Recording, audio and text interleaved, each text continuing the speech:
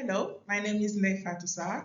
I work at ALTAI Consulting, which has been commissioned by the IUCN and WWF to analyze sectoral policy instruments in 15 countries as part of the BioDev 2030 project. And today we are going to present the methodology of the study.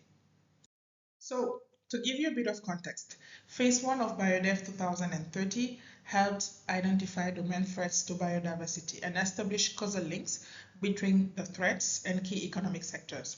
The assessment laid the ground for developing voluntary commitments from sectoral stakeholders, mainly private actors, and factors that could facilitate the implementation of the commitments were identified through discussion platforms.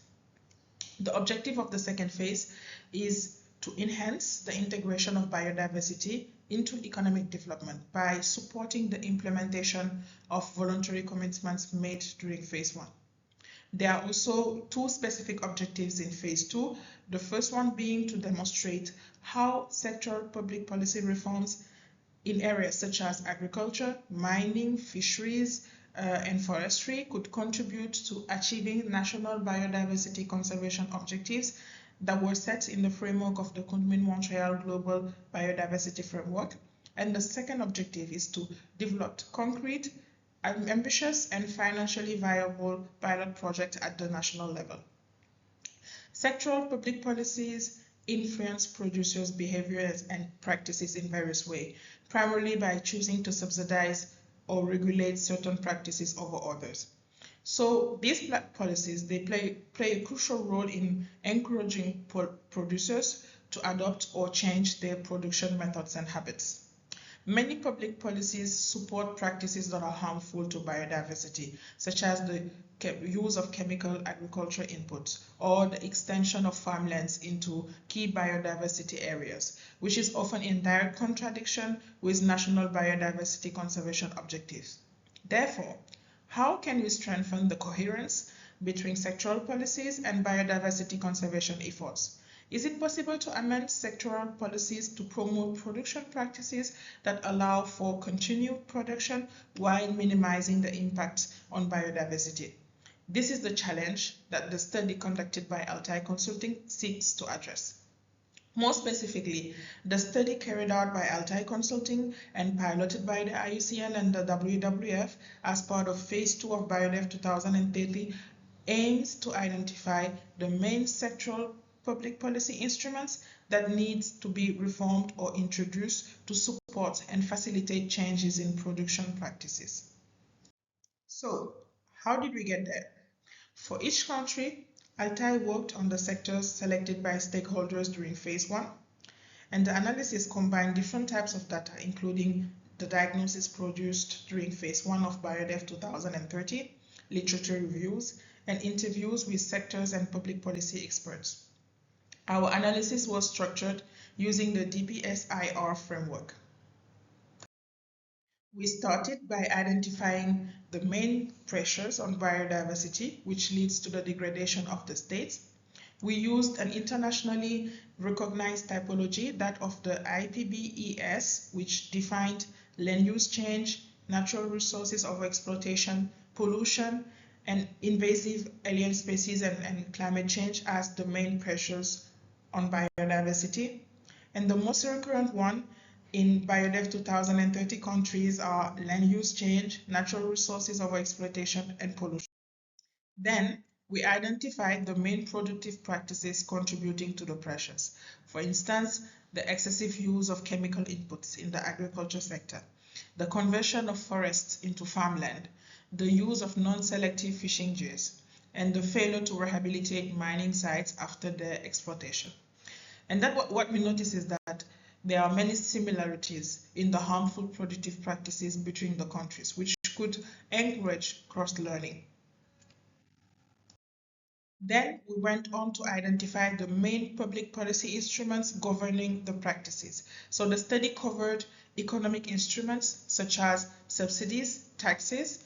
We also looked at regulatory instruments like authorized or prohibited practices, quotas, and norms, and also informational instruments like labels, like environmental impact assessment, and other instruments like R&D, capacity building, or extension services.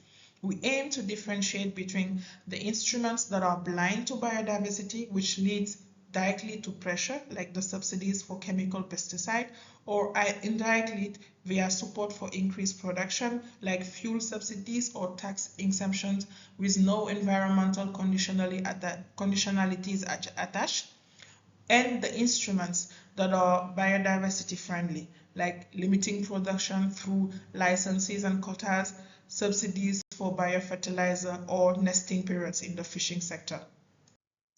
Finally, we propose priority measures needed to better align public policies with biodiversity conservation objectives and efforts.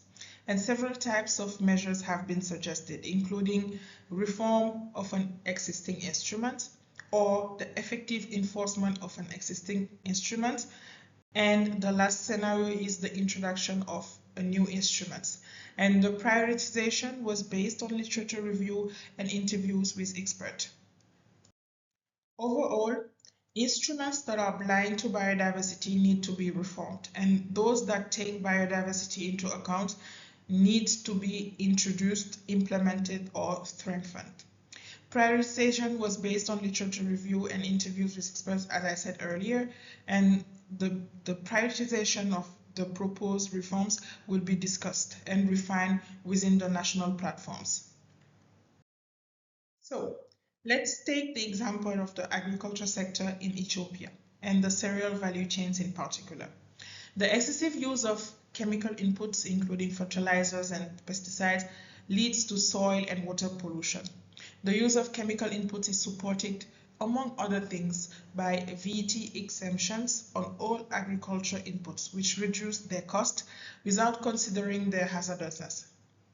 Various changes can be proposed to that instrument, such as modulating the VAT rate to 0 for bio inputs and a higher rate for more hazardous products.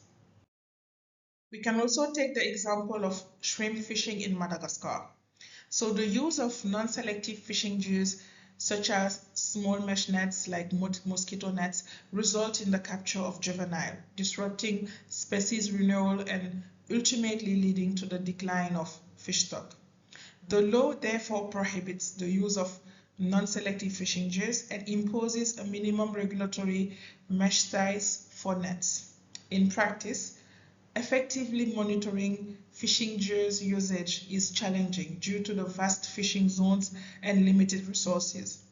Several measures can be proposed to strengthen the enforcement of the regulation. So they include increasing resources for the Coast Guard, supporting the establishment of community surveillance, or building landing quays to concentrate fishing efforts on fishing activities in specific locations, and also facilitating inspection. In Madagascar, particular emphasis has been placed on creating a regulatory framework to support the emergence of community surveillance mechanisms. However, additional financial and technical resources are still needed to disseminate these frameworks and support the implementation. So, how about the next steps? The BioDev 2030 project team in your country invites you to familiarize yourself with and discuss the public policy instruments identified by ALTAI Consulting, as well as the suggested areas for reform. This includes looking into the advantages and disadvantages, the possibilities and limitations, and the conditions required for implementing these policies.